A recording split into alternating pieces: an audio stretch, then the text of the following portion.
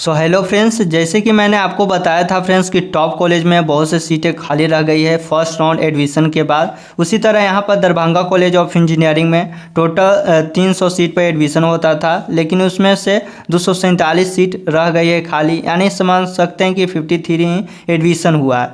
इसका कारण क्या है फ्रेंड्स, मैं सबसे पहले तो ये बता देता हूँ कि फर्स्ट राउंड में बहुत सा स्टूडेंट इस बार ऐसा हुआ है कि अपग्रेडेशन कर दिया है।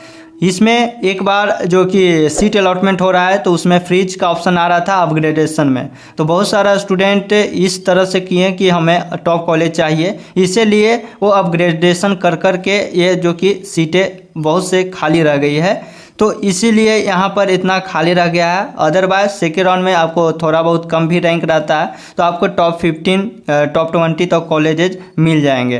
तो चलते मैं आपको एक एक करके दिखाता हूँ कि कौन सा ब्रांच में कितना सीटें अभी भी अवेलेबल है दरभंगा में। तो जो भी स्टूडेंट जो कि चॉइस फिलिंग अच्छे से किए होंगे तो उनका कॉलेज बहुत अच्छा मिलने वाला है। तो सबसे पहले यहाँ पर देख सकते हैं लिखा हुआ है दरभंगा कॉलेज इंजीनियरिंग कॉलेज 300 में से 247 सीटें खाली।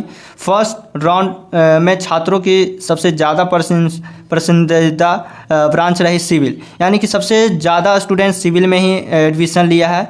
और यहाँ पर लिखा हुआ है कि सर्च 2022 से 26 फायर टेक्नोलॉजी एंड सेफ्टी में नए ब्रांच में 60 सीट में से मात्र एक पर एडमिशन हुआ है। तो इसमें था कि फर्स्ट राउंड में बहुत से स्टूडेंट जो कि इस बार fire and technology and safety branch add हुआ था, इसीलिए बहुत से स्टूडेंट नहीं लिया है और इसमें 60 में से केवल 1 स्टूडेंट लिया है, बाकी 59 सीटें रह गई है खाली।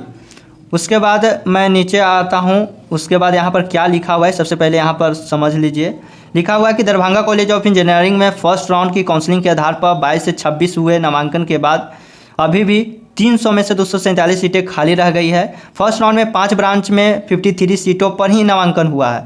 फायर टेक्नोलॉजी एंड सेफ्टी के नए ब्रांच में 60 सीट में से मात्र एक ही सीट पर एडमिशन हुआ है, बाकी 59 सीटें रह गई है खाली, यहाँ पर बताया जा रहा है। और सिविल ब्रांच में इस ब्रांच में 20 सीटें में नामांकन हुआ है, जबकि 40 सीटें खाली रह गई है। दूसरी पसंद कंप्यूटर साइंस इंजीनियरिंग ब्रांच, जिसमें कि 60 सीटों में से 12 सीटों पे एडमिशन हुआ है। तो देख सकते हैं कि कितना अभी ब्रांचेज में कौन कौन कितना सीटें बच रही है। और यहाँ पर देख सकते हैं नामांकन लिए 48 सीटें खाली है। उसके बाद तीसरी पसंद इलेक्ट्रिकल एंड इलेक्ट्रॉनिक्स में 10 सीटें पर नामांकन हुआ है, 50 सीटें खाली यहाँ पर भी है। वही मैकेनिकल एंड इंजीनियरिंग ब्रांच 10 सीटों में ही नामांकन हुआ है, 50 सीट यहाँ पर भी खाली है मैकेनिकल में। कॉलेज के प्राचार्य डॉक्टर आशुतोष नारायण ने बताया कि राजकीय इंजीनियरिंग कॉलेज में अभी जेईई मेन के स्कोर पर आधार पर विभिन्न ब्रांचों में खाली सीटों पर दाखिला लिया जा सकता है। यदि फर्स्ट राउंड में तो इतना हो गया है, सेकेंड राउंड में तो ये सब कॉलेज में स्टूडेंट पहुँच जाएंगे, बट बताया जा रहा है आशुतोष नारायण के हिसाब से बोले कि यदि रह जाती है तो बीसीसी एग्जाम भी लेता है, उसके अकॉर्डिंग दाखिला भी लिया जाएगा। इसके बाद भी अगर सीटें खाली रह जाती है तो देख सकते हैं बीसीसी की ओर से परीक्षा अंकों के आधार पर नामांकन इसके मेगा सूची के साथ एडमिशन की गाइडलाइंस किया जाएगा। तो जो भी स्टूडेंट उनके लिए है कि जो इंजीनियरिंग करना चाहते हैं और बीसीसी के एग्ज़ाम दिए हैं, तो यदि सीटें भी रह जाती है खाली तो उसमें एडमिशन होगा।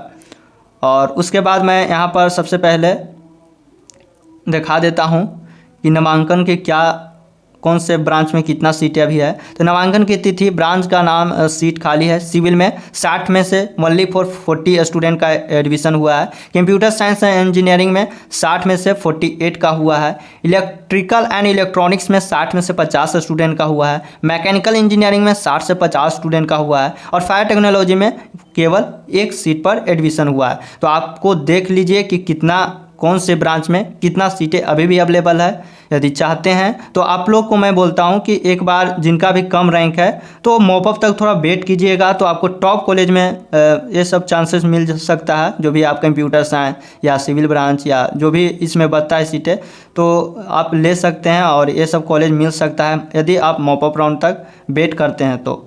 उसके बाद यहाँ पर लिखा हुआ है कि दूसरे राउंड की तिथि 29 यानी आज ही को आने वाला है। अलॉटमेंट रिजल्ट प्रकाशित किया जाएगा।